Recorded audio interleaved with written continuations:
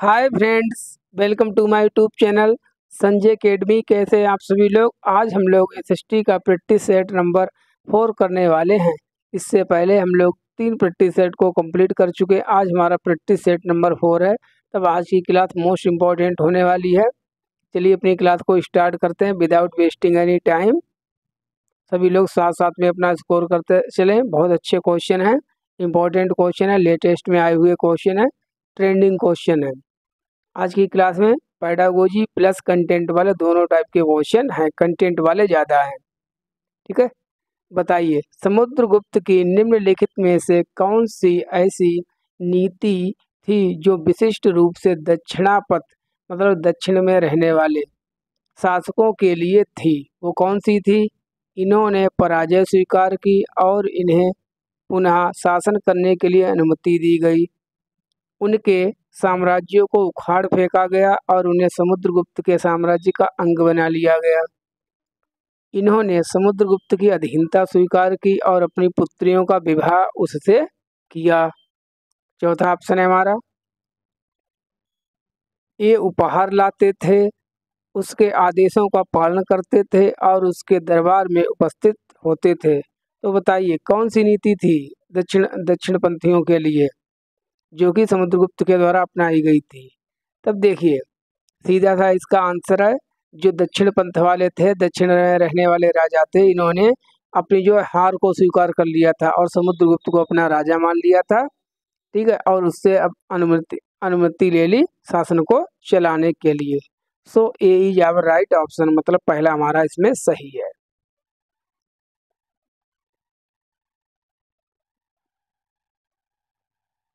निम्नलिखित गुप्त वंश के राजाओं को काल अनुक्रमिक क्रम में व्यवस्थित कीजिए। मतलब इनको टाइम से हमको लगाना है कि कौन पहले था, कौन उसके बाद में था। श्रीगुप्त, चंद्रगुप्त द्वितीय, स्कंदगुप्त, समुद्रगुप्त। बताइए कौन सा होगा इसका आंसर। तो देखिए सबसे पहले जो थे वो कौन थे, वो थे श्रीगुप्त, जैसा कि हम सभी लोग जानते हैं। श्रीगुप्त के बाद आए थे कौन, समुद्रगुप्त। समुद्रगुप्त के बाद कौन आए, चंद्रगुप्त द्वितीय। और सबसे ज़्यादा बाद में कौन आए थे, स्कंद गुप्त। अब लगा लीजिए, तो सबसे पहले तो श्रीगुप्त, उसके बाद Samudragupta, A D, A B, A D, फिर चंद्रगुप्त द्वितीय, उसके बाद स्कंदगुप्त। तो इसमें चौथा हो जाएगा ए डी बी सी, ऐसे क्रम के अनुसार ऐसे हो जाएंगे जी, ठीक है।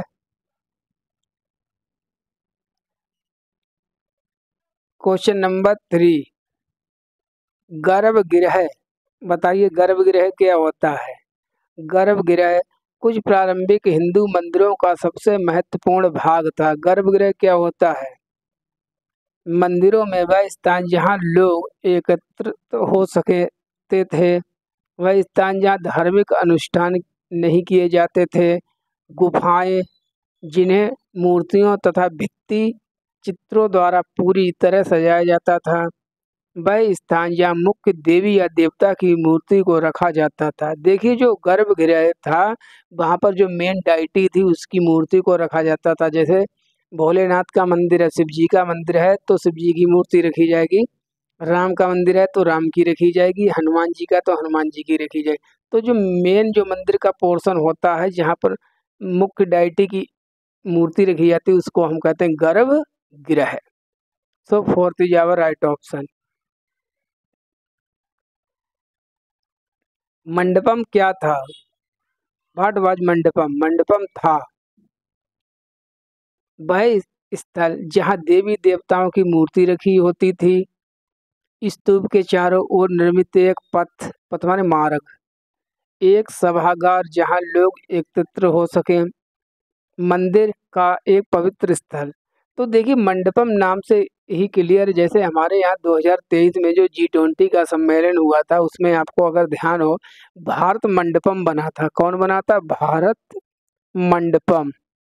इसका मतलब होता है, मंडपम का मतलब होता है वह स्थान जहाँ पर सभा लगे, जहाँ पर बहुत सारे लोग इकट्ठे हों, एकत्रित हों। भारत मंडपम बना था G20 के लिए। तो मंडपम से आपको ध्यान रखना है कि एक सभागार जहाँ लोग एकत्रित हो सके, auditorium. So third is our right option.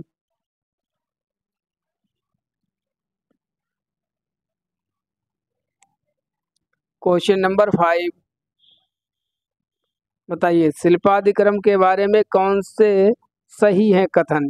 शिल्पादिक्रम जैसे आप जानते हैं एक लिखा हुआ ग्रंथ है, तो यह इलिंगो द्वारा रचित है, यह तमिल भाषा में रचित है, इसमें कोवलन और माधवी की बेटी की कहानी है, उनकी रचना मतलब इसकी रचना शिल्पादिक्रम की रचना लगभग 500 वर्ष पूर्व की गई थी। तो कौन कौन से इसमें सही है। देखिए जो शिल्पादिक्रम है ये तमिल साहित्य का है, जो तो सभी ही लोग जानते हैं, तो तमिल भाषा में ही लिखा गया होगा, संगम साहित्य जिसे कहते हैं, और ये इलंगो द्वारा लिखा गया है, तो ये भी सही है। लेकिन शिल्पादिक्रम में कोवलन और कन्नगी की कहानी है, ना कि कोवलन और माधवी की बेटी की कहानी है, तो सी तो इसलिए गलत हो गया। इसकी रचना 500 वर्ष पूर्व नहीं की गई थी, इससे पहले की गई थी, तो ये भी गलत हो गया। तो हमारे केवल ए बी इसमें सही है। तो कौन सा ऑप्शन हो जाएगा, first. First is our right option, ध्यान रखना इम्पॉर्टेंट है शिल्पादिक्रम।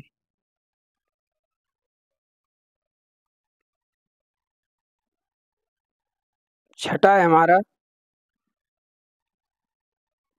चोल मंदिर धार्मिक सामाजिक, जो चोल मंदिर थे चोल राजाओं के द्वारा, चोल मंदिर धार्मिक सामाजिक एवं सांस्कृतिक जीवन के केंद्र थे। बिल्कुल सही बात है, मंदिर जो थे प्राचीन समय में सामाजिक एवं सांस्कृतिक जीवन के भी केंद्र हुआ करते थे, धार्मिक के साथ साथ। चोल कांस्य प्रतिमाएं देवी देवताओं की बनी हुई होती थी, पर कुछ प्रतिमाएं भक्तों की भी उनमें लगी होती थी, जो तो ये भी हमारा स्टेटमेंट सही है, दोनों यहाँ पर सही है। लेकिन देखिए ऊपर क्या बात की जा रही है कि जो चोल मंदिर थे वो धार्मिक सांस्कृतिक और सामाजिक जीवन के केंद्र थे, सही है। नीचे देवी देवताओं की प्रतिमाएं किससे बनी होती थी उसकी बात की जा रही, तो ये एक दूसरे से संबंधित नहीं है। पहले वाले का संबंध दूसरे से नहीं है, कथन का संबंध जो है कारण से नहीं है, यहाँ पर कारण होगा, ठीक है, कारण से नहीं है, इसलिए जो इसको एक्सप्लेन नहीं कर पा रहा, व्याख्या सही नहीं कर रहा है, लेकिन सही दोनों है, तब इसका बी हो जाएगा, मतलब दूसरा हो जाएगा। चलिए क्वेश्चन नंबर 7, अभिकथन, अलबरूनी ने किताब अल हिंद लिखी, मतलब जो अलबरूनी था उसके द्वारा जो बुक लिखी गई थी उसका नाम किताब अल हिंद थी, बिल्कुल सही है। कारण इसका बता रहे हैं, गजनी का सुल्तान महमूद अपने द्वारा जीते गए लोगों के बारे में कई बातें जानना चाहता था, तो ये गजनी का सुल्तान जो जानना चाहता था ये बात गलत है, ऐसा नहीं था, ठीक है। तब इसमें जो हमारा अभिकथन ए है वो तो सही है, लेकिन जो कारण है वो गलत है, तब इसमें कौन सा हो जाएगा, ए सही है परंतु आर गलत है। क्वेश्चन नंबर 8,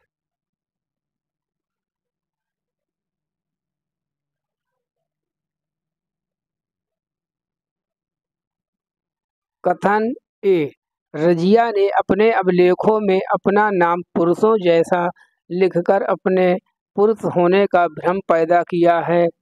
कथन कह रहे हैं, बी कथन क्या है, तबारिक के लेखकों ने सामाजिक तथा लिंग भेद को आधार बनाकर यह तर्क दिया कि पुरुष जो है स्त्रियों की तुलना में श्रेष्ठ होते हैं, मतलब male is greater than female, ठीक है। ऐसा कहा गया है कि जो मेल होते हैं वो अधिक अच्छे होते, मजबूत होते हैं, किसकी तरह किससे ज़्यादा, फीमेल से।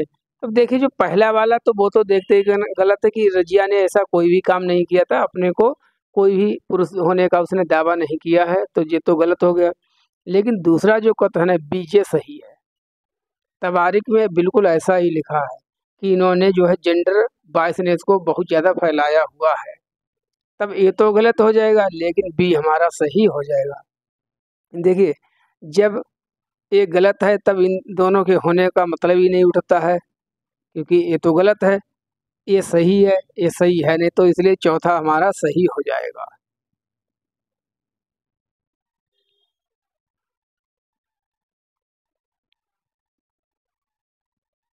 दिल्ली के सुल्तानों और मुगलों के काल में श्रेणीबद्ध समाज अधिक सरल हो गया। जनजातीय समाज कई असमान वर्गों में विभाजित नहीं था। ठीक है, तब बताइए कौन सा होगा इसमें। तब इसमें जो पहला वाला है वो तो बिल्कुल सही है कि दिल्ली के जो सुल्तान थे और जो मुगल थे, जो समाज था हमारा हिरार्की, ठीक है, वो थोड़ा सा लिबरल हो गया था, तो ये तो सही बात है। लेकिन जनजातीय समाज जो है वो जो ट्राइबल जो सोसाइटी थी वो भी कई वर्गों में बटी हुई थी, जैसे हमारा हिंदू समाज कई वर्गों में बटा हुआ है। तो बी वाला गलत हो गया, ये सही है। तब ए सही है परंतु आर गलत है।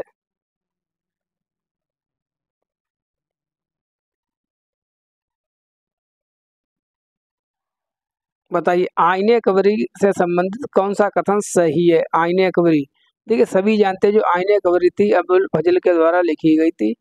एक बात समझ लीजिए, आज के बाद अभी कभी भी आपको इसमें कन्फ्यूजन नहीं होगा। आइन बर्ड है, आईना से मिलकर बना है। ध्यान कीजिए, गाना है आईने के 100 टुकड़े करके हमने देखे हैं। आईना का मतलब शीशा होता है, चेहरा होता है जिसमें हम देखते हैं। अकबरी का मतलब अकबर।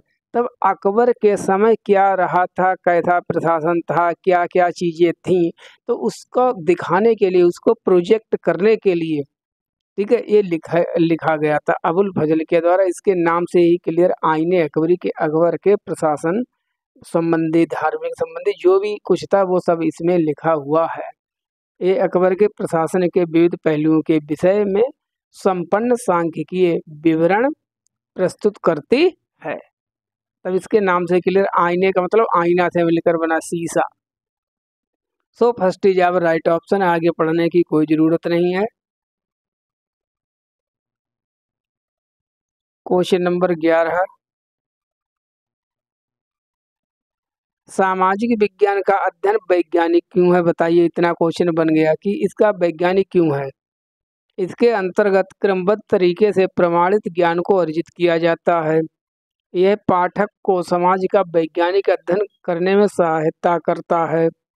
इसकी विषय वस्तु में वैज्ञानिक शब्दावली का प्रयोग है। यह सामाजिक अध्ययन को विज्ञान कहने की मांग को पूरा करता है। ये सब बातें गलत हैं। पहला सही है, जैसे जियोग्राफी है, तब जियोग्राफी में कोई भी चीज़ यूं ही नहीं लिख दी जाती, उसका एक्सपेरिमेंटेशन किया जाता है। ठीक है, प्रमाणीकरण के आधार पर ही चीज़ें लिखी जाती हैं। क्या है, कौन चीज़ है, किस जगह पाई जाती है, क्या उसके पीछे तर्क है। तो ऐसा नहीं है, चाहे वो हिस्ट्री है, चाहे वो इकोनॉमी हो, चाहे वो पॉलिटिकल साइंस हो। इसीलिए जो सामाजिक विज्ञान है इसके अध्ययन को हम वैज्ञानिक कहते हैं, और ये वैज्ञानिक होता भी है। वैज्ञानिक का मतलब systematic. So first is our right option.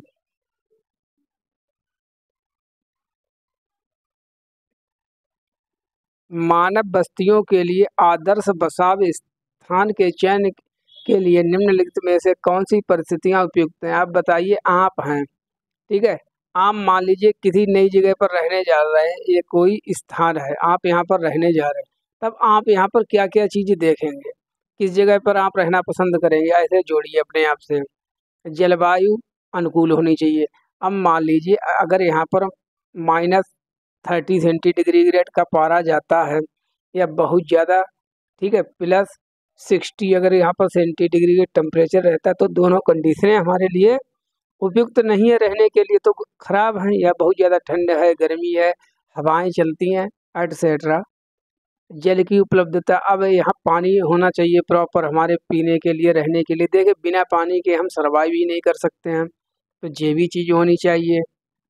उपयुक्त भूमि, भाई अच्छी अगर फर्टाइल जो होगी लैंड होगी, तब हम कोई फसल वहाँ पर कर सकते हैं, अपना जो है सब्जियां वगैरह उगा सकते हैं। अगर वहाँ की लैंड फर्टाइल नहीं होगी तो हम क्या कर पाएंगे, कुछ नहीं कर पाएंगे। तो ये सभी चीज़ें ज़रूरत है। अनुपयुक्त मिट्टी, ऐसा कौन बेवकूफ़ होगा जो अनउपजाई अनफर्टाइल लैंड में रहने जाएगा।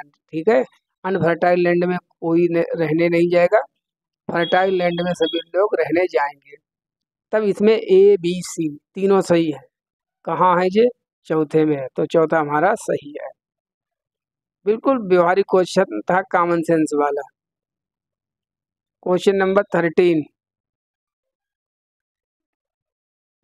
निम्नलिखित में से संसाधनों से संबंधित कौन सा कथन गलत अथवा सही नहीं है? बताइए, 3 सही है, 1 गलत है, तो कौन सा गलत है वो छांट लीजिए क्योंकि क्वेश्चन है निगेटिव हमारा। वायु, जल, मिट्टी और खनिज प्राकृतिक संसाधन हैं, हाँ सही है। समय और प्रौद्योगिकी 2 महत्वपूर्ण कारक हैं जो पदार्थों को संसाधन में परिवर्तित कर सकते हैं, ये भी बात सही है। समय के साथ संसाधन आर्थिक रूप से मूल्यवान हो जाते हैं, हाँ बिल्कुल हो जाते हैं। मान लीजिए आज पानी की कोई वैल्यू नहीं है हमारे यहाँ, कल को अगर पानी कम हो जाए, ठीक है, यहाँ पर वाटर लेवल नीचे चला जाए, तब हम जो पानी की वैल्यूएशन जान जाएंगे, तब ये भी बात सही है जब हमको खरीदना पड़ेगा। अच्छा, समय और जो प्रौद्योगिकी टाइम के अनुसार जो है चीज़ें वेरी करती रहती हैं। अब जैसे तमिलनाडु है, तमिलनाडु बिल्कुल जो है कोस्ट पर यहाँ पर लगा हुआ है, ठीक है, अंडमान निकोबार वगैरह है उधर ही साइड में है, बे ऑफ बंगाल के पास में है, ये है, हिंद महासागर से भी सीमा नाता है। और तमिलनाडु में बहुत लोग पानी के कारण मर जाते हैं, डेथ हो जाती है उनकी, इतनी ज़्यादा यहाँ पर पानी की समस्या है तमिलनाडु में, चेन्नई में स्पेशली। तब यहाँ क्या है, समय के अनुसार क्या जो है, जो पानी है यहाँ पर मान लीजिए इसका यूज कर लिया जाएगा थोड़े दिन में पीने के लिए, तो ये चीज़ें हैं, तो समय के अनुसार चीज़ें बदलती रहती हैं, तो सही कौन सा नहीं है? लोग स्वयं संसाधन नहीं है, बिल्कुल लोग संसाधन है। पहले जो हमारा शिक्षा मंत्रालय था इसका नाम पता क्या था? मानव संसाधन विकास मंत्रालय, HRD, ministry of human resource development, मानव संसाधन विकास मंत्रालय। अब ये कह रहे हैं कि मानव जो है हम लोग संसाधित नहीं है, हम लोग भी संसाधन है, तो इसीलिए ये चौथा सही है। सही क्यों है? क्योंकि ये गलत है और गलत ही हमको आंसर करना है। क्वेश्चन नंबर 14, निम्नलिखित में से संसाधन संरक्षण का कौन सा सही साधन है? आपको जो है रिसोर्स का कंजर्वेशन करना है, उनको बचाना है, आगे समय के लिए संरक्षित करके रखना है, तो आपको क्या करना चाहिए? वस्तुओं का पुनः उपयोग करना चाहिए, बिल्कुल करना चाहिए। वस्तुओं का एक बार उपयोग करके उन्हें फेंक देना चाहिए, नहीं ये नहीं है। वस्तुओं का उपभोग कम करना चाहिए, वस्तुओं को पुनः चक्रण में लाना चाहिए, रिसाइकलिंग करनी चाहिए, सही है, रिसाइकलिंग करनी चाहिए। तब ये तो हमेशा सही होगा। ये कहाँ है? 3 जगह, तो ये तो गलत हो गया। और भाई डी भी सही होगा, डी कहाँ है? डी यहाँ है, ठीक है, तब ए सही हो सकता है, जे सही हो सकता है। बी, हमको फेंकना नहीं है वस्तुओं को, ठीक है, ये कह रहे हैं एक बार प्रयोग के, मान लीजिए हम मार्केट गए, पॉलीथीन में आप सब्जी लेके आए, बाद में अपने पॉलीथीन को फेंक दिया, तब आप इन्वायरमेंट के लिए बहुत ज़्यादा हार्मफुल हैं, ठीक है, ऐसा आपको नहीं करना। तो बी वाला गलत है, जो गलत है, तो ये बी भी नहीं होगा, जे भी नहीं होगा, जे भी नहीं होगा, तो कौन बचा? ए डी, ये हमारा सही है।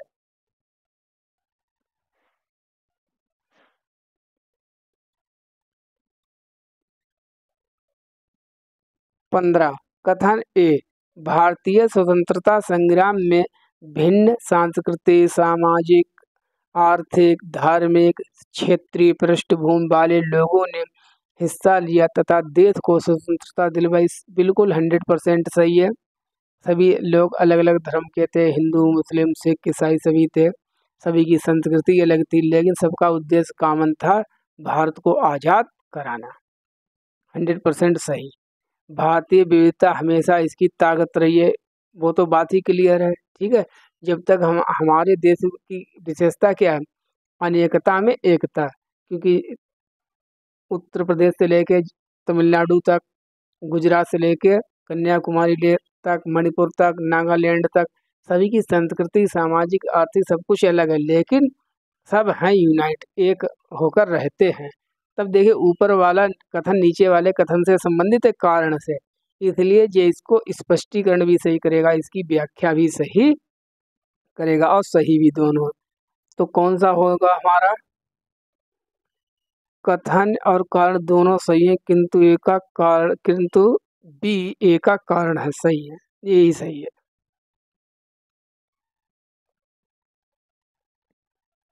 बताइए कितना कॉमन सेंस पर आधारित क्वेश्चन, न्यूज़पेपर में तो आता है। वर्ष 2006 में नेपाल में सरकार का रूप राजतंत्र से बदलकर हो गया।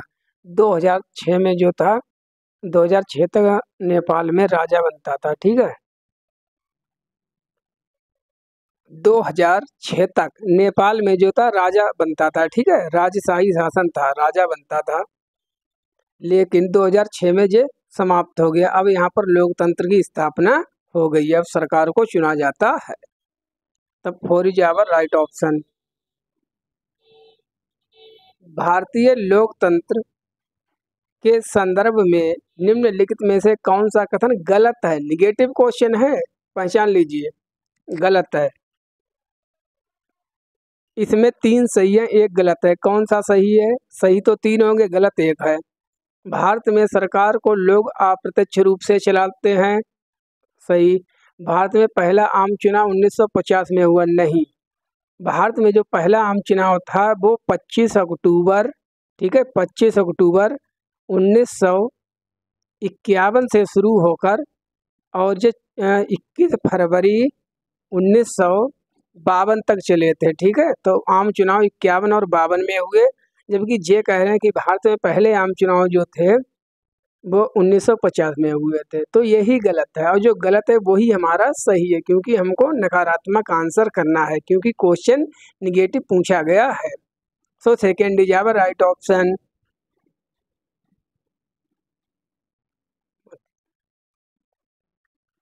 क्वेश्चन नंबर 18, चुनाव में मतदान के महत्व पर एक चर्चा की शुरुआत हेतु निम्नलिखित में से कौन सा विषय सबसे प्रासंगिक होगा? प्रासंगिक का मतलब होता सही होगा। आपको चर्चा करनी है क्लासरूम में, तो कौन सा विषय सही रहेगा? मतदान, नाबालिग मतदान क्यों नहीं कर सकते, सार्वजनिक भलाई के लिए सूचित और विवेकपूर्ण निर्णय लेना, देश जिनमें चुनाव में सार्वभौमिक मताधिकार की प्रणाली है, भारतीय नागरिकों के मौलिक कर्तव्य। बताइए कौन सा आप सही रहेगा? अगर आप एसएसटी के टीचर हैं तब आप किस विषय को उठाएंगे? तब देखिए सबसे जो उचित है वो इसमें थर्ड है, थर्ड बताया गया सही आंसर जो है। आयोग ने थर्ड कहा कि हम ये चर्चा करेंगे कि वो ऐसे कौन कौन से देश हैं जिनमें अडल्ट फ्रेंचाइज है, मतलब सार्वभौमिक मताधिकार की प्रणाली है, ठीक है। तो ये जो टॉपिक रहेगा सबसे अच्छा रहेगा चर्चा करने के लिए। So third is our right option.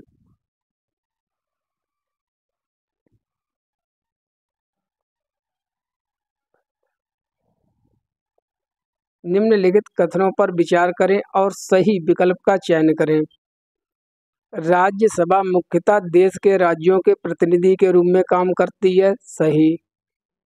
कथन बी, राज्यसभा कोई भी विधान मतलब कानून और विधेयक बनाने का प्रस्ताव पेश नहीं कर सकती है, नहीं, ऐसा नहीं है। बहुत से ऐसे विधेयक होते हैं जिनको हम राज्यसभा में भी पेश कर सकते हैं, केवल धन विधेयक को छोड़कर, ठीक है।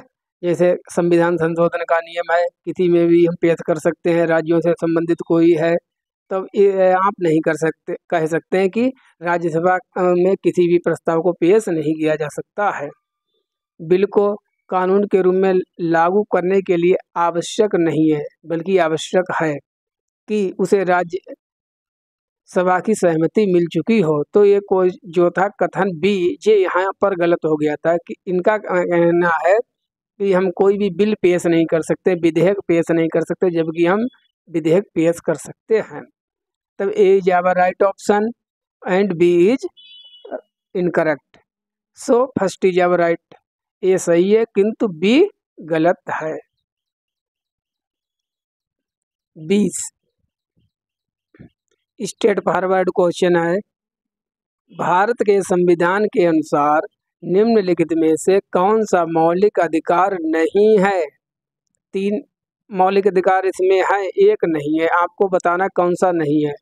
शोषण के विरुद्ध अधिकार बिल्कुल है। धर्म की आज़ादी का अधिकार 25 आर्टिकल, शोषण के विरुद्ध 23-24, संपत्ति का अधिकार, शिक्षा का अधिकार, शिक्षा का अधिकार आर्टिकल 21 ए में रखा गया, ठीक है। तब देखिए जो संपत्ति का अधिकार है ये पहले था, लेकिन 44वें संविधान संशोधन 1978 के द्वारा इसको बदल दिया गया है।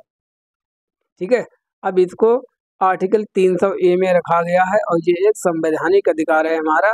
अब ये जो है संपत्ति का अधिकार एक फंडामेंटल राइट नहीं रहा, तभी इसीलिए ही हमारा सही है, क्योंकि हमको नहीं बताना था। क्वेश्चन नंबर 21, प्रदूषण रहित हवा का अधिकार भारत में किस मौलिक अधिकार के भाग के रूप में स्वीकारा गया है? इस प्रकार से क्वेश्चन पूछते हैं। बताइए, मतलब हमको जो है प्रदूषण रहित हवा मिले, अच्छा इन्वायरमेंट मिले जिसमें बीमारी कम हो, ठीक है, पॉल्यूटेड कम हो, जैसे पॉल्यूशन कम हो। जैसे हमारे दिल्ली में जब मैं रहता था, दिल्ली में बहुत ज़्यादा पॉल्यूशन था, अब भी होगा। तब ये है किस अधिकार के अंतर्गत आता है? ये आता आज़ादी, समानता, जीवन, न्याय, protection of life and personal liberty, article number 21, प्राण एवं दैहिक जीवन की स्वतंत्रता, संविधान का जो आर्टिकल 21 है उसमें आता है। जो संविधान है हमारा, इसका जो सबसे बड़ा आर्टिकल अगर पूछा जाए पूरे संविधान का, तो सबसे बड़ा आर्टिकल जो है 21 ही है।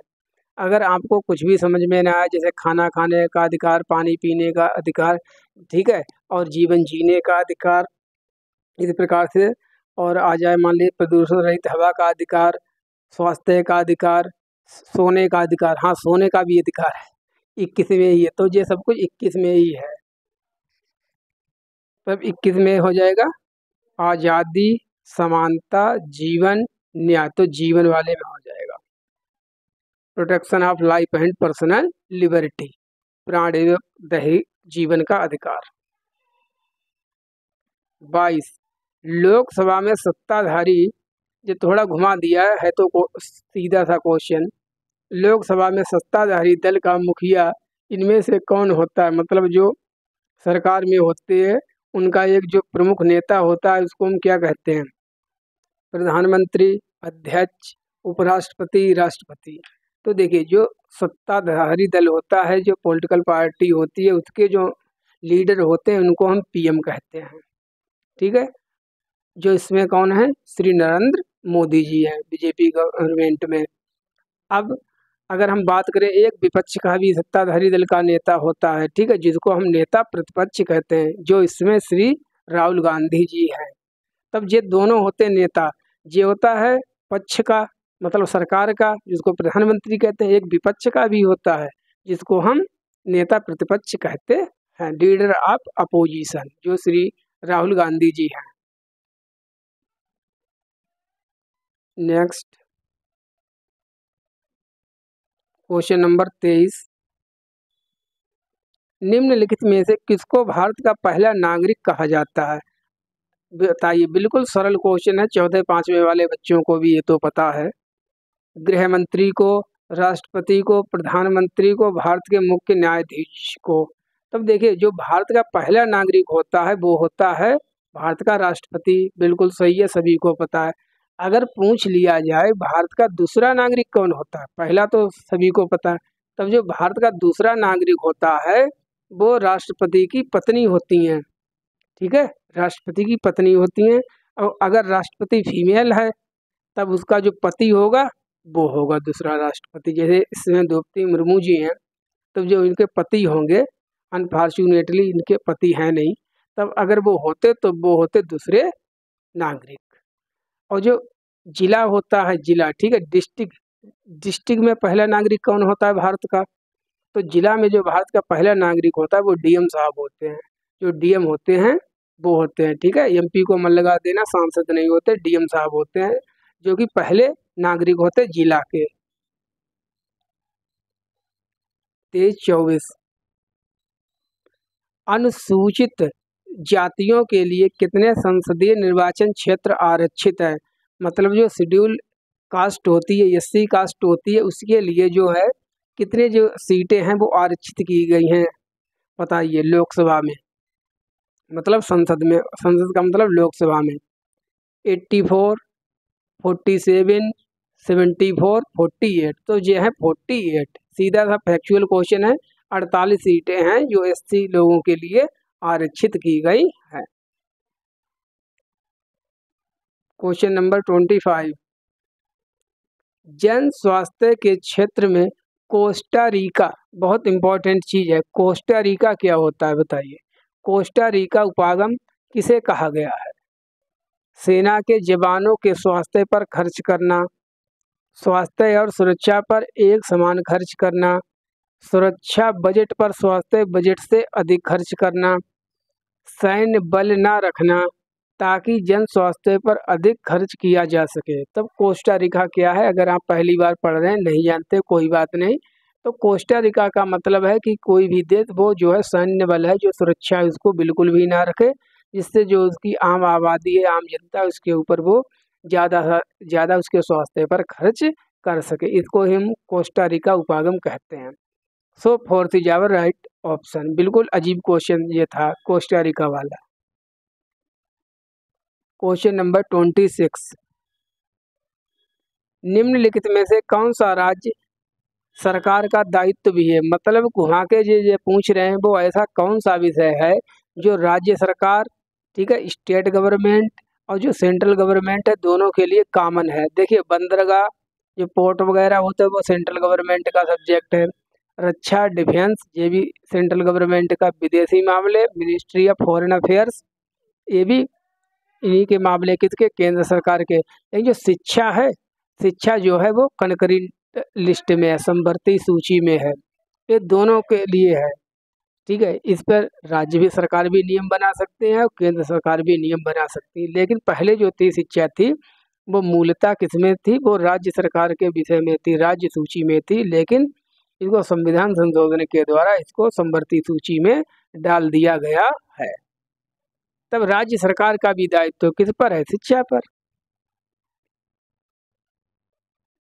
27, मैचिंग कीजिए, निम्नलिखित को सुमेलित कीजिए और सही विकल्प का चयन करें। बताइए। तब इसको कीजिए आराम से। जैसे मुझे एक दो नहीं भी पता, जैसे मुझे ये पता है कि ग्राम जो होता है, गांव होता है, उसमें ग्राम सभा होती है, तो ये हो जाएगा। निगम जो होता है, नगर निगम, जैसे बरेली है, मुंबई है, लखनऊ है, इलाहाबाद है, ये नगर निगम है। यहाँ पर मेयर बनता है, जिसको हम महापौर कहते हैं, मेयर, ठीक है।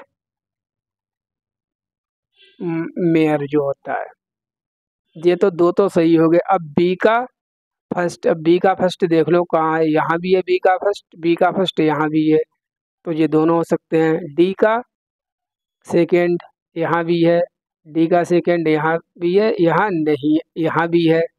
तब या तो एक होगा या चार होगा। और चेक कीजिए, जिला परिषद में जो है क्या होता है? जो जिला परिषद होती है वहाँ पर कौन होता है? जिलाधीश होता है। तो ए का फोर्थ कहाँ है? यहाँ पर, तो यही सही हो जाएगा। सी का थर्ड, वार्ड समिति कहाँ पर होती है? नगर पालिकाएं जो होती हैं उनमें अलग अलग वार्ड बनाए जाते हैं। एक नगर पालिका अध्यक्ष होता है और अन्य जो होते हैं वो वार्ड समितियां होती हैं। तो अब इसीलिए हमारा फर्स्ट सही है।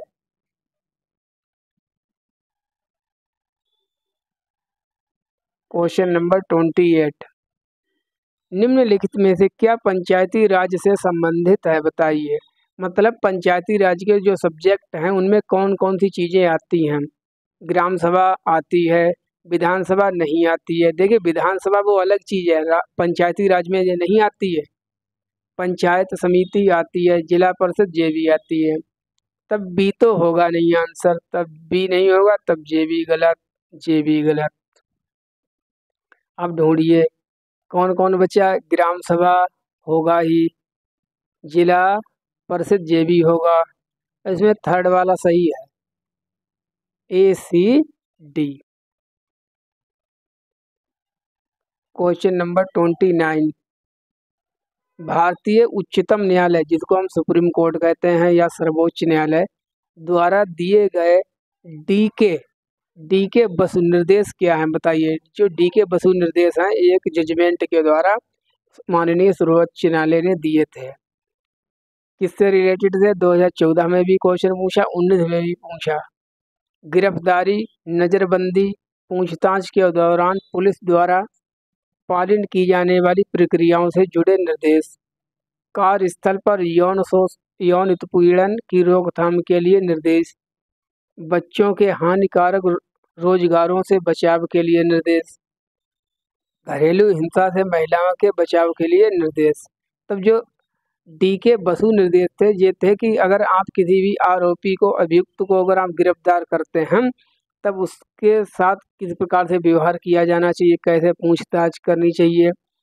तो इसीलिए पुलिस के लिए जो थी गाइडलाइन दी गई थी, यही निर्देश थे। So first is our right option. Question number 30, निम्न में से क्या दीवानी कानूनों के दायरे में नहीं आता। मतलब 3 प्रकार के जो हैं वो तो दीवानी में आते हैं और एक है वो फौजदारी में आता है। फौजदारी का मतलब लड़ाई झगड़ा। जमीन की बिक्री से संबंधित विवाद अगर आपका किसी से चल रहा है साधारणता, तब वो क्या है, दीवानी है। बच्चों की परीक्षा का दावा करना ये भी दीवानी में होगा। तलाक का मुकदमा दायर करना ये भी दीवानी, जिसमें लड़ाई झगड़ा ना, मारपीट ना हो। दहेज के लिए औरत को तंग करना मतलब दबाना, सताना, हरसमेंट करना, तो ये क्या है, इसमें जो है दहेज प्रथा की एक्ट लगेगी आपके ऊपर। ये एक क्रिमिनल एक्ट है, ठीक है। तो दीवानी नहीं है, कैसा है, फौजदारी, लड़ाई झगड़ा। अरे जब लड़ाई होगी तो फौजदारी तो होगी ही, ठीक है। तो चौथा इसमें सही है। क्यों ये, क्योंकि ये किस में नहीं आता, ये दीवानी में नहीं आता, ये फौजदारी में आता है। चलिए अपनी क्लास को यहीं पर कंप्लीट करते हैं, मिलते हैं नेक्स्ट वीडियो में। अब की बार बिल्कुल हम सभी लोगों को सीटेट को उखाड़ फेंकना है, साइड में रख दो सीटेट को करके, बाद में सुपर टेट की तैयारी करते हैं। संजय एकेडमी चैनल को सभी लोग सब्सक्राइब कर लें, ज़्यादा से ज़्यादा शेयर करते रहें। जिसने भी सब्सक्राइब ना किया वो सब्सक्राइब कर लें, लाइक कर दिया करें। और कमेंट आप लोग बिल्कुल नहीं करते, कमेंट सभी लोग किया करें जो भी देखें। और पीडीएफ आपको हमारे टेलीग्राम ग्रुप है संजय सीटेट CDP, इस पर आपको मिल जाएगी। Thank you.